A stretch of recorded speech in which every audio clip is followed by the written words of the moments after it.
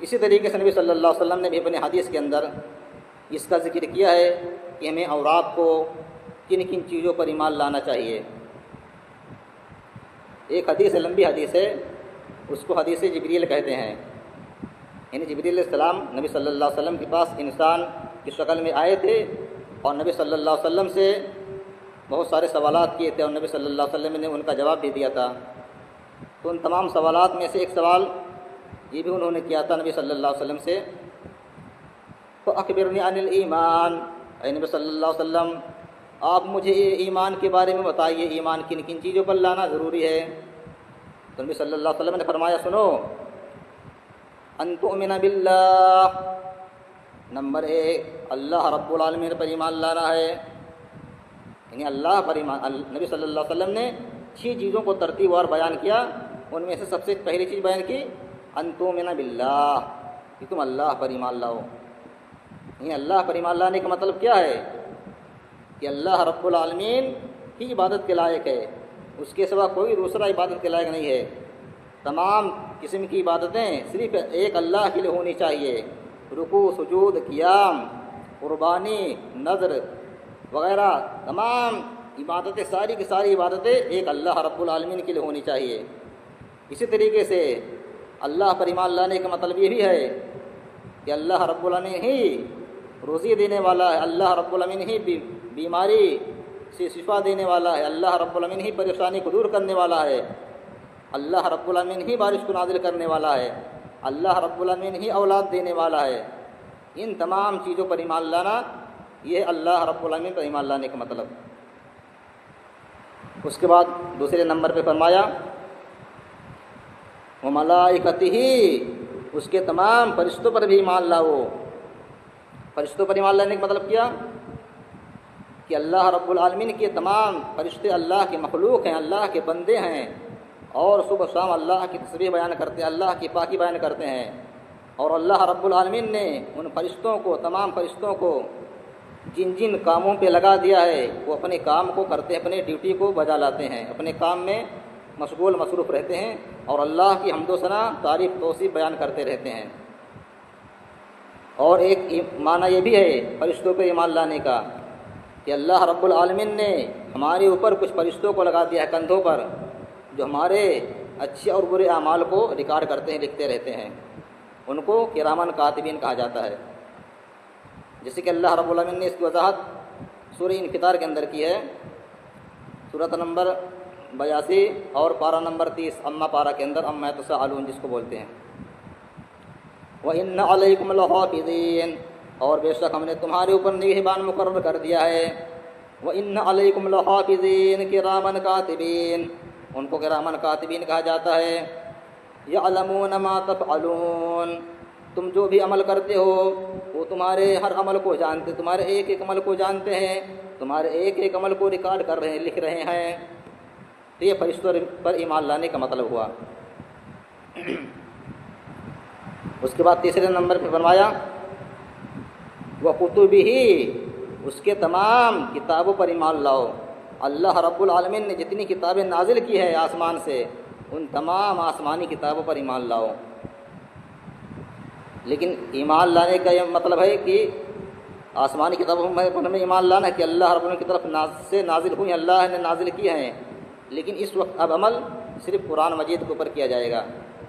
اس وجہ سے کہ جتنی آسمانی کتابیں تھیں قرآن مجید کو چھوڑ کر کے، تو اکثر کتابوں میں، تمام کتابوں میں چینجنگ ہو گئی، لوگوں نے ملاوٹ کر دی ہے، لوگوں نے اپنی طرف سے بہت ساری باتیں ملا دی ہیں۔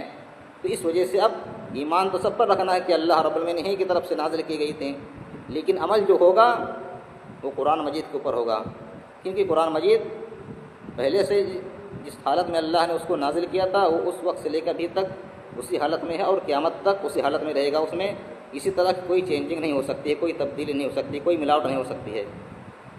اس وجہ سے کہ اس کی ذمہ داری خود اللہ رب العالمین نے لی ہے، جیسے کہ اللہ رب العالمین نے خود اس کا ذکر کیا سورہ ہجر کے اندر، سورۃ نمبر 15 پارہ نمبر 14، پارے کا نام ربما یود الذین کفروا لو کانوا مسلمین، انا نحن نزلنا الذکر وانا له لحافظون۔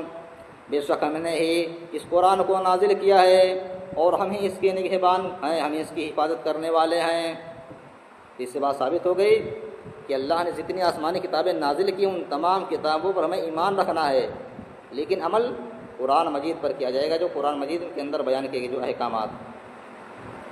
تو یہ ہے اللہ کی تمام کتابوں پر ایمان لانے کا مطلب۔ اس کے بعد چوتھے نمبر پہ فرمایا ورسلہ، اس کے تمام رسولوں پر ایمان لاؤ۔ رسول پر ایمان لانے کا مطلب کہ اللہ رب العالمین نے جتنے رسولوں کو انبیاء کرام اس دنیا کے اندر بھیجا، ان تمام رسولوں نے، تمام پیغمبروں نے اللہ کی دعوت کو اپنی قوم تک پہنچایا، مکمل طور سے پہنچا دیا۔ تو یہ ہے رسولوں پر ایمان لانے کا مطلب کہ اللہ نے جتنے رسولوں کو بھیجا سب نبی تھے، سب رسول تھے، سب اللہ کی طرف سے بھیجے ہوئے تھے، اور سب نے اللہ کی دعوت کو اپنی قوم تک پورا پہنچا دیا ہے۔ اس کے بعد پانچویں نمبر پر فرمایا والیوم الآخر، آخرت کے دن پر ایمان لاؤ۔ آخرت کے دن پر ایمان لانے کا مطلب یہ ہوا کہ کل قیامت کے دن ہمیں اور آپ کو اللہ کے سامنے حاضر ہونا ہے، قیامت آنے والی ہے، قیامت حق ہے، ہمیں اللہ کے سامنے کھڑے ہو کر کے پوری زندگی کا حساب دینا ہے، ایک ایک پائی کا حساب دینا ہے۔ اسی طریقے سے جنت جہنم حق ہے۔ اسی طریقے سے نبی صلی اللہ علیہ وسلم نے قبر سے متعلق جو باتیں بیان کی ہیں کہ ایک بندے مومن کو جب وہ بندے مومن تمام سوالات کے جواب میں کامیاب ہو جاتا ہے تو اس کے قبر میں جنت کا بچھونا بچھا دیا جاتا ہے، جنت کی کھڑکی کھول دی جاتی ہے، جنت کی ہوائیں آنے لگتی ہیں، جنت کا لباس اس کو پہنا دیا جاتا ہے۔ اسی طریقے سے ایک مشرک، ایک کافر منافق جو انسان ہوتا ہے، جب وہ اس سے سوال جواب کیا جاتا ہے قبر کے اندر تو ناکام ہو جاتا ہے، کسی سوال کا جواب نہیں دے پاتا ہے، تو اس کے قبر کے اندر جہنم کے بچھونا بچھا دیا جاتا ہے، اس کو جہنم کا لباس پہنا دیا جاتا ہے، اس کے قبر کے اندر جہنم کی کھڑکی کھول دی جاتی ہے، اس کی قبر کے اندر سانپ اور بچھو مسلط کر دیے جاتے ہیں۔ ان تمام چیزوں پر ایمان لانا، تو یہ ہے آخرت پر ایمان لانے کا مطلب۔ والیوم الآخر، آخرت پر بھی ایمان لاؤ۔ اس کے بعد چھٹے نمبر پہ فرمایا وتؤمن بالقدر خیرہ وشرہ، اچھی یا بری تقدیر پر ایمان لاؤ۔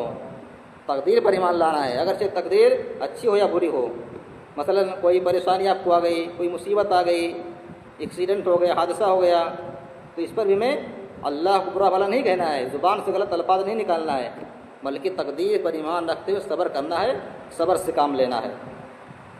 اسی طریقے سے اگر کوئی نعمت اللہ کی طرف سے ملی ہمیں، اللہ نے کوئی چیز مجھے عطا کی ہے، کوئی نعمت عطا کی ہے، تو ہمیں اس پر اللہ کا شکر ادا کرنا ہے، اور اس پر بھی ہمیں ایمان رکھتے ہوئے تقدیر پر اللہ کی بڑائی بیان کرنی ہے، اللہ کا شکر ادا کرنا ہے، اللہ کی حمد و ثنا بیان کرنی ہے۔